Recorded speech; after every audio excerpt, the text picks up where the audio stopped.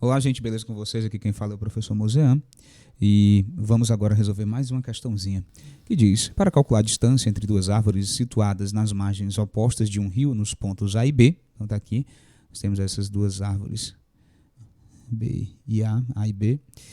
Um observador que se encontra junto a A afasta-se a 20 metros da margem, então ele vai se afastar aqui, ó, 20 metros até C.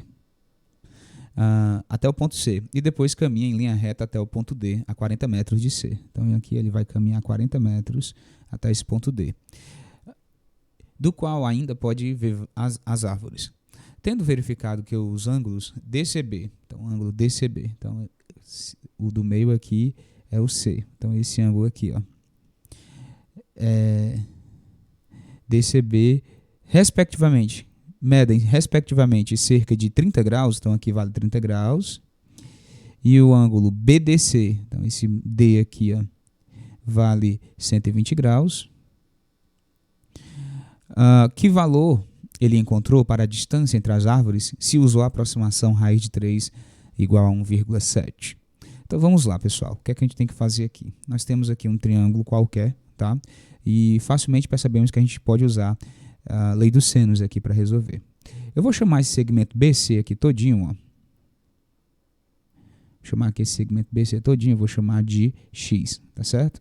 Então, o segmento BC vale X. Beleza. Como é que a gente pode fazer? Ora, o que é que diz a lei dos senos? Diz que se eu pegar um lado, vou pegar o X, e dividir pelo seno do seu ângulo oposto, então quem é o ângulo oposto a X? 120. Dividido para o seno de 120 graus, é a mesma coisa que eu pegar, ó, vamos pegar aqui o 40, né, que é um lado conhecido, está para o seno do ângulo oposto ao 40. Só que quem é o ângulo oposto a 40? A questão não formou, mas a questão disse que aqui vale 30, aqui vale 120. 30 mais 120 dá 150. 150 para 180, falta 30. Então aqui também, ó, 30 graus, beleza? Então se é 30 graus, assim como 40 está para o seno de 30 graus, beleza? Já falei para vocês em outras videoaulas que quando você tem senos maiores do que 90, né? Então o que é que você pode fazer, né? O seno de um ângulo alfa é igual ao seno do seu suplementar, tá certo? No caso do seno é bem tranquilo, ó. Então se o meu ângulo aí que eu estou querendo analisar é o 120, o seno é de 120 graus, o nosso alfa é 120, então, onde tem alfa, eu vou substituir por 120. 180 menos 120 dá o quê? 60. Então, o seno de 120 graus é a mesma coisa que o seno de 60 graus, que é a mesma coisa que raiz de 3 sobre 2. O seno de 60 é raiz de 3 sobre 2. Então, nesse caso, o seno de 60 é igual ao seno de 120. Logo, vai ficar x está para o seno de 120 graus, tá certo? Seno de 120 graus, quem é? Raiz de 3 sobre 2, que é o mesmo seno de 60, assim como 40 está para o seno de 30 graus. Mas quem é o seno de 30 graus? Isso aí é facinho, né? 1 sobre 2. O 2 do denominador aqui, ó, pode cancelar tranquilamente, simplificar, e agora nós vamos multiplicar o meio pelos extremos. Vai ficar x vezes 1, que dá x, x vezes 1, que dá x, e raiz de 3 vezes 40, que dá 40 raiz de 3. Então, esse aqui é justamente o comprimento do x, tá?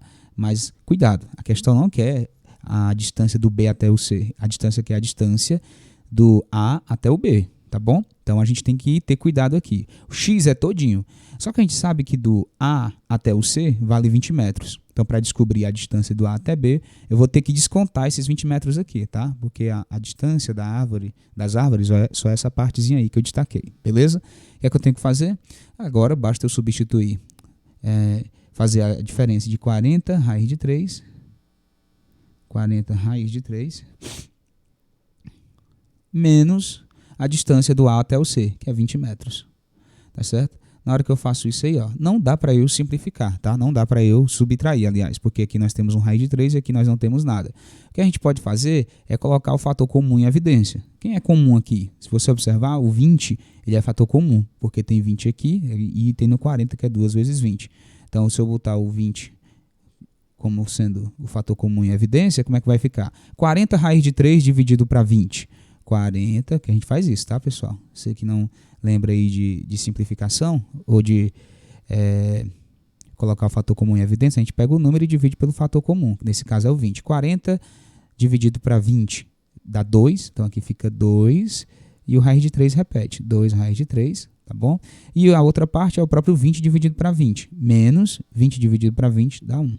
Então a forma simplificada dessa resposta seria 20 vezes 2 raiz de 3 menos 1, tá bom?